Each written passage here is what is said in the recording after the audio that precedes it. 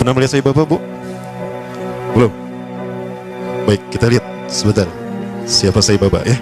Beberapa ciri-ciri Dajjal ada pada Sai Baba. Ada seorang janda punya anak 4. Dia datang pada Sai Baba dan berkata, "Wahai Sai, Anda adalah Tuhan kami, Anda Tuhan saya. Saya seorang janda sudah 4 tahun ditinggalkan oleh suami saya. Saya punya anak 4, kami miskin Sai. Kami ingin merubah hidupnya. Anda adalah Maha Kaya Tuhan kami, tolong kami beri karunia." Sai Baba hanya menggerakkan tangannya, maka emas keluar dari tangannya, diberikan pada wanita janda tadi. Sai Baba berkata begini, "Kamu ragu saya Tuhan kamu? Coba apa yang bisa dilakukan Tuhanmu, saya akan melakukannya." Maka apapun yang diminta oleh Syekh tadi, Sai Baba melakukannya. Maka apa yang terjadi? Syekh tadi menjadi pengikut Sai Baba yang setia.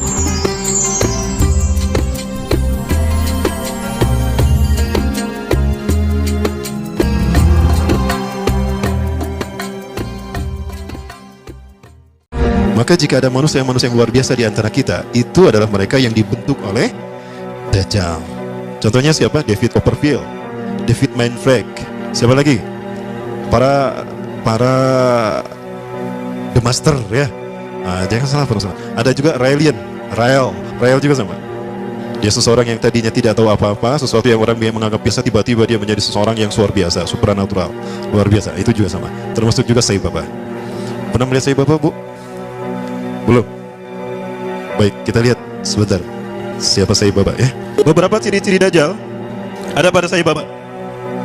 Yang pertama, Rasulullah SAW menyebutkan, apabila engkau melihat Dajjal, maka engkau akan melihat di kepalanya sesuatu mirip mahkota. Bekele, itulah mahkotanya. Oh betul loh, jangan salah. Rambutnya itu mahkota Dajjal. Kemudian dari tatapan, aura tatapan matanya adalah sihir. Maka siapapun yang terkena tatapan, pas tatapannya bertemu, itu maka dia ada dalam kendali Dajjal. Hatinya ada dalam genggaman Dajjal. Lihat mata Sai Baba.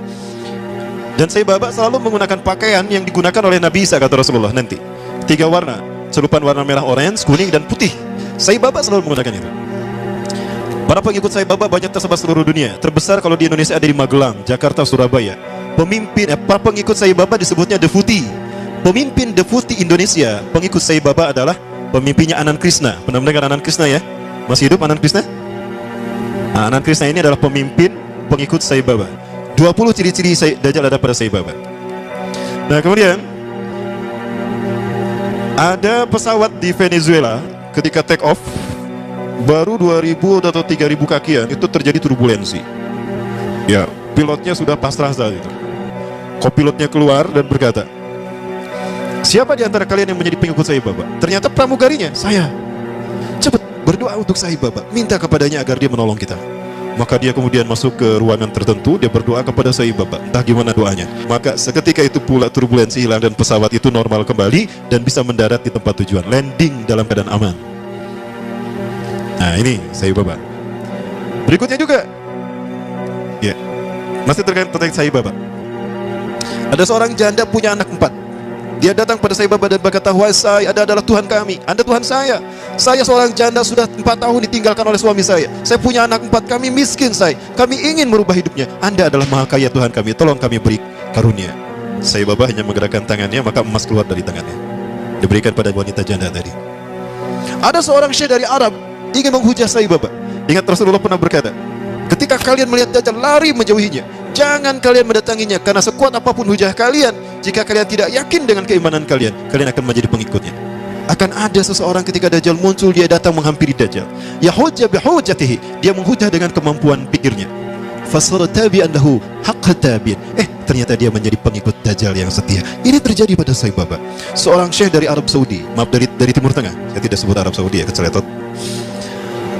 Datang menghampiri Sai Baba. Sai Baba berkata begini, "Kamu ragu saya Tuhan kamu? Coba apa yang bisa dilakukan Tuhanmu, saya akan melakukannya." Maka apapun yang diminta oleh Syekh tadi, Sai Baba melakukannya. Maka apa yang terjadi? Syekh tadi menjadi pengikut Sai Baba yang setia. Baik, kita masih bicara Sai Baba. Penuh sihir kan tatapannya ya? Begitulah Dajjal. Dajjal lebih dahsyat daripada ini. Suatu saat Sai Baba pernah diundang ke Amerika. Sekelompok petinggi militer angkatan darat Amerika kehilangan sebuah dokumen. Dan yang tahu hanyalah seorang jenderal yang bernama Conner. Jenderal Conner ini sudah meninggal. Maka dipanggillah Sai Baba. Ketika Sai Baba datang ke jasad Jenderal Conner, dia menaburkan tepung vibuti. Nanti saya perlihatkan tepung vibutinya insyaallah. Ya. Menaburkan tepung vibuti yang langsung keluar dari tangannya, entah dari mana.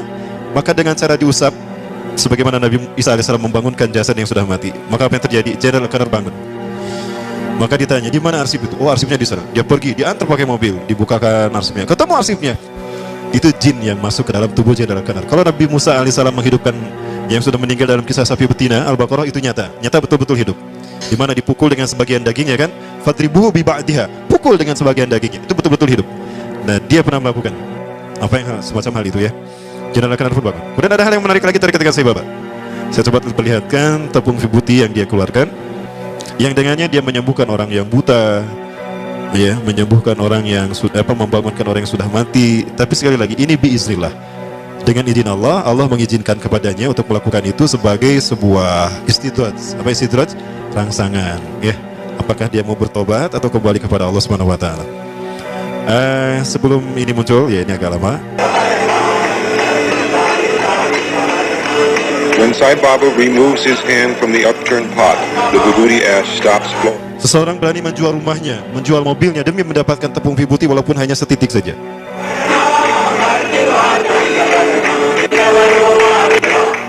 Dapat dilihat tepung itu nggak habis-habisnya. Inilah sihir dia. Nah ini dia ketika mengeluarkan emas. Itu tepung vibuti yang dia keluarkan. Ini ketika masih muda.